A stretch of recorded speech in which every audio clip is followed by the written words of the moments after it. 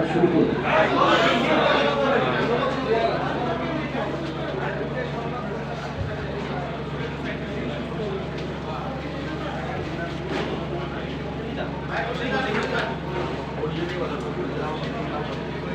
আমি মোহাম্মদ জাহাঙ্গীর আলম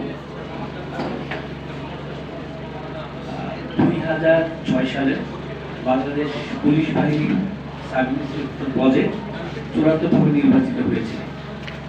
আমার ডানে এবং বায়ে এবং পিছনে 757 জন পুলিশ এসআই এবং সার্জেন্ট পদে যারা চূড়ান্তভাবে নির্বাচিত হয়েছিল, আমরা বেশ কয়েকজন এই মঞ্চে, আর বাকি সামনে যারা আছেন আমাদের চূড়ান্ত নির্বাচিত সার্জেন্ট এবং এসআই ভাই বোনেরা আছেন। তো আপনাদের সকলের অনুমতি সাপেক্ষে আমরা আমাদের কিছু লিখিত বক্তব্য উপস্থাপন করার চেষ্টা করছি।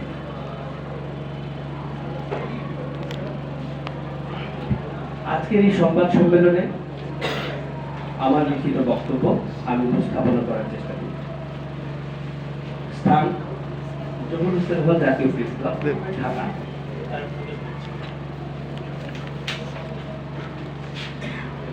প্রিয় সাংবাদিকবৃন্দ, আসসালামু আলাইকুম।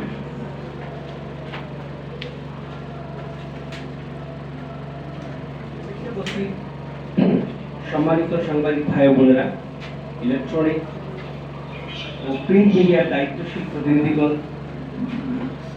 আপনাদের সবাইকে আন্তরিক শুভেচ্ছা, ধন্যবাদ ও কৃতজ্ঞতা জানিয়ে আমার নিম্নলিখিত বক্তব্য শুরু করছি।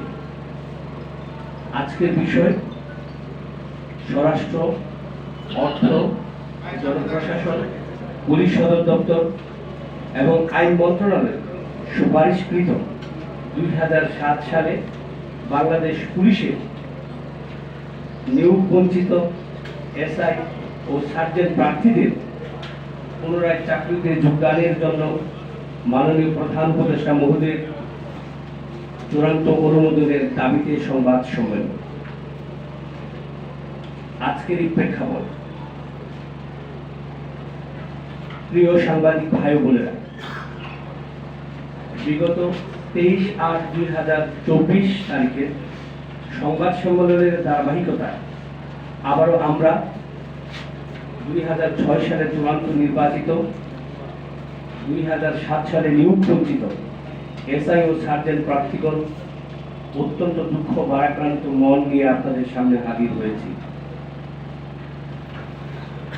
2006 সালে চূড়ান্ত নির্বাচিত 536 জন এসআই ও 221 জন সার্জেন্টকে তৎকালীন আইজিপি নূর মোহাম্মদ স্যার ও ডিআইজি বেনজির আহমেদ স্যার কোন প্রকার সরকারি প্রজ্ঞাপন, নোটিশ, কমিটি ব্যতিরেকে শুধুমাত্র একটি A4 সাইজের একটি সাদা কাগজের নোটের মাধ্যমে শুধুমাত্র দলীয় নিয়োগ বিবেচনায় ত্যাগে ঢালাওভাবে পুরো নিয়োগ প্রক্রিয়াকে অবৈধভাবে বাতিল ঘোষণা করে তৎকালীন সময়ে আমরা আইনের দ্বারস্থ হয়েও সুবিচার থেকে বঞ্চিত হয়েছি। সুদীর্ঘ 18 বছর তৎকালীন ফ্যাসিস্ট সরকার হাসিনার আমলেও আমরা শত চেষ্টা করেও কোনো ন্যায় বিচার পাইনি, বরং নানাভাবে দমন পীড়ন, অন্যায়ের শিকার হয়েছি। বিগত 5 আগস্ট 2024 সালে ছাত্র জনতার গণ অভ্যুত্থানের পর রাজনীতির আকাশে ঘন কালো মেঘ ভেদ করে নতুন সূর্য উদিত হলে আবার আমরা নতুন করে নতুন আশার আলো দেখতে পাই। বৈষম্যমুক্ত বাংলাদেশ বিনির্মাণ অন্তর্বর্তী সরকারের মাননীয় স্বরাষ্ট্র উপদেষ্টা মহোদয়ের নির্দেশক্রমে আমাদের নিয়োগ প্রক্রিয়া পুনর্বহালে উপস্থিত 330 জনের একটি তালিকা এবং বিভিন্ন রাজনৈতিক দলের সুপারিশক্রমে একটি মানবিক আবেদন করি।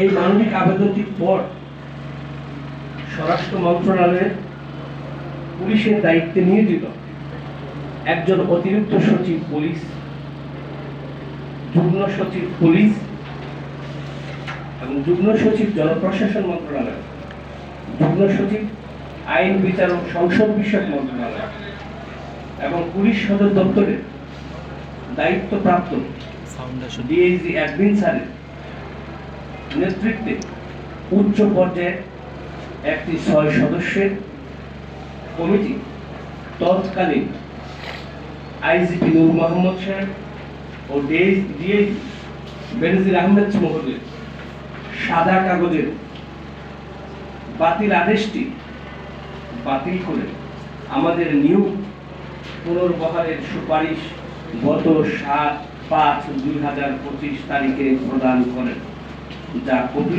সংযুক্ত আকারে দেওয়া হয়েছে এখানে।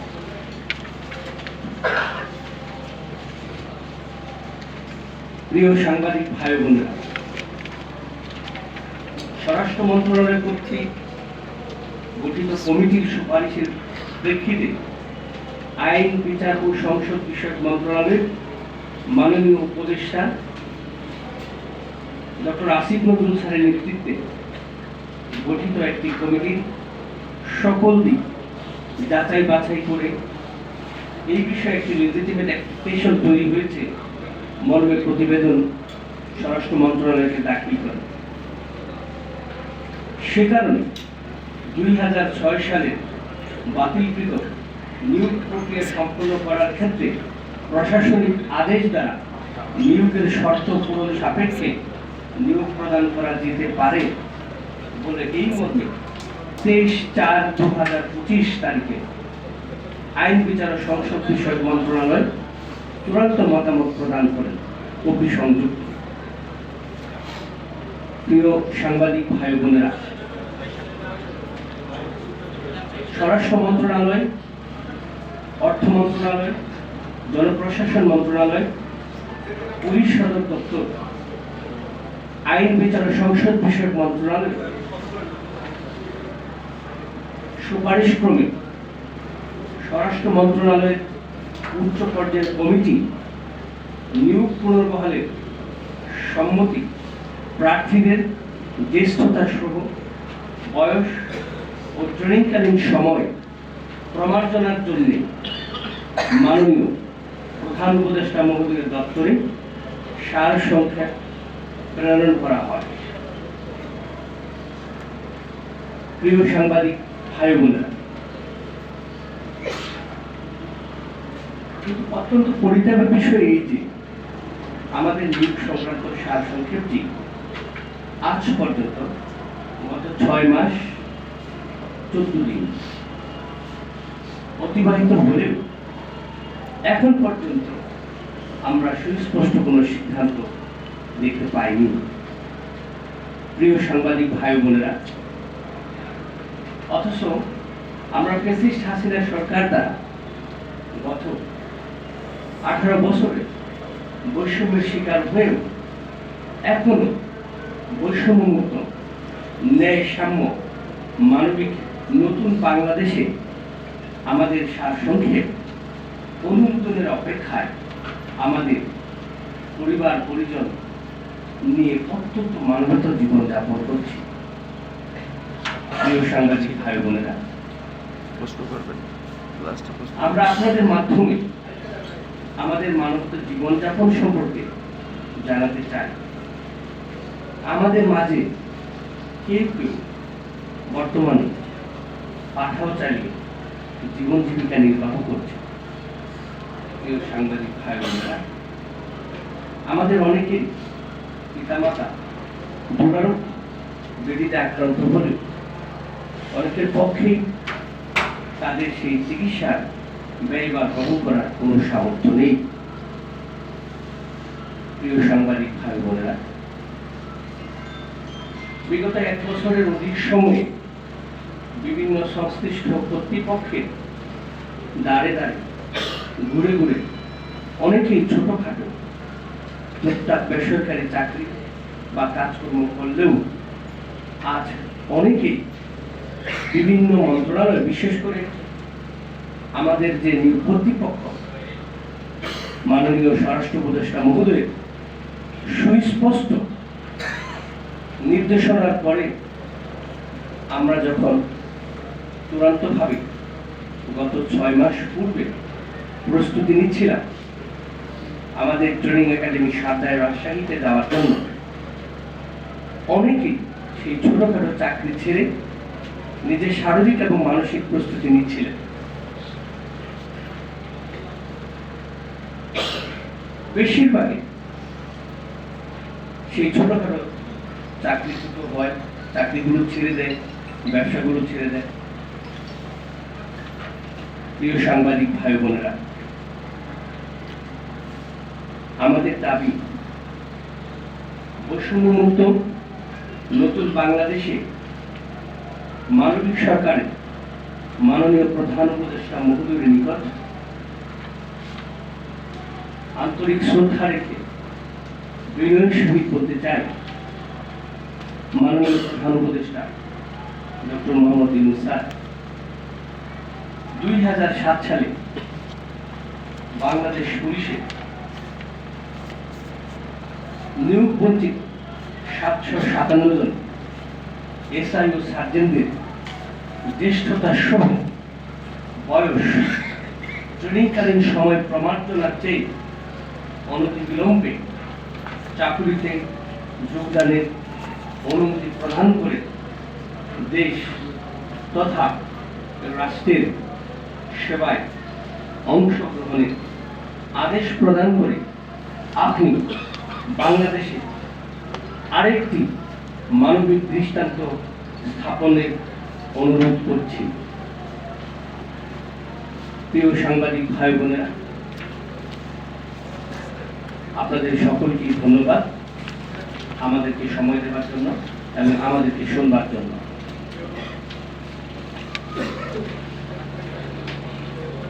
প্রশ্ন করা যাবে কিনা? আপনারা 6 মাস 14 দিন যে অতিবাহিত আজকে প্রেস কনফারেন্স করছেন, এর আগে কি আপনারা মাননীয় প্রধান উপদেষ্টা কার্যালয় কিংবা স্বরাষ্ট্র উপদেষ্টা কার্যালয়ে কোনো লিখিত আবেদন করেছেন কিনা, কোনো সাক্ষাৎ করেছেন কিনা, কিংবা পুলিশ হেডকোয়ার্টারে? এর আগে যিনি সরকার ছিলেন। ধন্যবাদ আপনাকে। আমরা যদিও প্রফেশনাল লাইফে অংশগ্রহণ করি নাই, কিন্তু আমরা যেহেতু এই চাকরিটি পুনর্বহালের জন্য মাননীয় প্রধান উপদেষ্টা মহোদয়ের বরাবর সর্বপ্রথম সেপ্টেম্বর মাসে আমরা স্মারকলিপি প্রদান করি। তার পরবর্তীতে আমরা পুলিশ হেডকোয়ার্টার, স্বরাষ্ট্র, জনপ্রশাসন, অর্থ এবং আইন মন্ত্রণালয়ের প্রত্যেকটি দ্বারে দ্বারে ঘুরে ঘুরে যখন আমাদের যে ডকুমেন্টগুলো হয়েছে আমরা এগুলো সব কিছু আপনাদেরকে দিয়েছি। প্রত্যেকটি মন্ত্রণালয়ের যে অনুমোদনগুলো সেগুলো আমরা আপনাদেরকে দিয়েছি, সেখানে আছে। আমাদের সামারিটি যখন 25/7/2025 যখন স্বরাষ্ট্র মন্ত্রণালয় থেকে যায়, তার ঠিক 3 দিন পরেই আমরা প্রধান উপদেষ্টার দপ্তরে যোগাযোগ করি। তো সেখানে আমরা আমাদের 4 জনের বায়োডাটা দিই, আমাদের এনআইডি কার্ড দিই, ছবি দিই, এসএসএফ আমাদের এগুলো নিয়ে আমরা মাননীয় মুখ্য সচিব মহোদয়ের সাথে দেখা করার চেষ্টা করি। তারপরে আমরা চেষ্টা করে আমরা তার সাক্ষাৎ পাইনি। ওখান থেকে বলা হয় আপনারা আপনাদের concern authority minister of home affairs আপনারা কথা বলেন। আমরা পরবর্তীতে স্বরাষ্ট্র মন্ত্রণালয়ের মাননীয় উপদেষ্টা মহোদয়ের কাছে যাই। ওনারা বলে যে আপনারা প্রধান উপদেষ্টার কার্যালয়ে যোগাযোগ করেন। তার পরবর্তীতে আবার আমরা প্রধান উপদেষ্টার কার্যালয়ে যাই। এভাবে প্রায় 3 মাস আমরা একটানে ঘুরে তাদের কারো কোনো সাক্ষাৎ পাই। আমরা বারবারই চেষ্টা করেছি প্রধান উপদেষ্টার কার্যালয়ে আমাদের সামাজিক কোথায় কি অবস্থায় আছে সেটি জানবার জন্য, বুঝবার জন্য। তো আজ পর্যন্ত আমরা কারো কোনো সাক্ষাৎ পাইনি। আপনারা কি আদালতে শরণাপন্ন হয়েছেন কিনা? এটা আমরা আদালতে না, আমরা এক্সিকিউটিভ অর্ডারের জন্য মাননীয় প্রধান উপদেষ্টা মহোদয়ের কাছে অ্যাপিল করেছিলাম। সেই অনুমতি আমাদের ফাইলটি প্রসেস পুলিশ হেডকোয়ার্টারের সদয় সম্মতিক্রমে, সুপারিশক্রমে, স্বরাষ্ট্র মন্ত্রণালয়ের অনুমোদন ক্রমে ফাইলটি চূড়ান্তভাবে পুনর্বহালের জন্য প্রধান উপদেষ্টা কার্যালয়ে দিয়েছেন সামান্য। আচ্ছা, আপনারা তো 2007 থেকে এখন 2025, প্রায় 17-18 বছর। তো এত দিনের পরেও কি আপনারা ফিট আছেন কিনা বা দেশের জন্য কাজ করতে পারবেন কিনা যদি আপনাদেরকে নিয়োগ দেওয়া হয়? আপনাকে অনেক ধন্যবাদ। এই কথাটি খুবই আমাদের জন্য খুবই কার্যকর, বিশেষ করে আমি যে ডিপার্টমেন্টে কাজ করতে চাই, বাংলাদেশ পুলিশ বাহিনী। আমরা যেহেতু এই পুলিশ বাহিনীকে অনেক শ্রদ্ধা করি এবং মন করি, যার একটি দৃষ্টান্ত আপনারা দেখতে পাচ্ছেন যে আমরা কিন্তু গত 15-14 মাস বাংলাদেশে প্রায় 300-র অধিক আন্দোলন কিন্তু এই প্রেস ক্লাব ঢাকা বিশ্ববিদ্যালয় ঢাকা সহ সারা দেশে হচ্ছে। তা আমরা কিন্তু মাননীয় উপদেষ্টা এবং মাননীয় স্বরাষ্ট্র উপদেষ্টা, আইন উপদেষ্টা, জনপ্রশাসন সভা এবং অর্থ উপদেষ্টা মধ্যে আলোচনা এবং সম্মতিক্রমে কিন্তু আমরা কোনো ধরনের কোনো কার্যক্রমে যাইনি। কারণ আমরা একটি ডিসিপ্লিন ফোর্সের অংশ আমরা নিজেদেরকে দাবি করি, যার একটি উদাহরণ আজকে আমাদের যে ওয়েলফেয়ার যেটা আপনারা দেখতে পাচ্ছেন। আমরা একটা দাবি করেছি যে 757 জনের মাঝখানে যারা চূড়ান্তভাবে নির্বাচিত হয়েছিল, যারা ট্রেনিং সেন্টারে যারা অপেক্ষায় ছিল, এর মাঝে যারা যোগ্য হবে পুনরায় মেডিকেল এবং ভেরিফিকেশনের মধ্যে, এটি সরকারেরও সিদ্ধান্ত আছে এবং আমরাও সেই সিদ্ধান্তটি মেনে নিয়েছি। আমাদের দিক থেকে কোনো আপত্তি নেই। আমাদের মাঝে যারা মেডিকেলে আবার পুনরায় বিবেচিত হবে, চূড়ান্তভাবে নির্বাচিত হবে, শুধুমাত্র তারাই পুনর্বহাল হবে।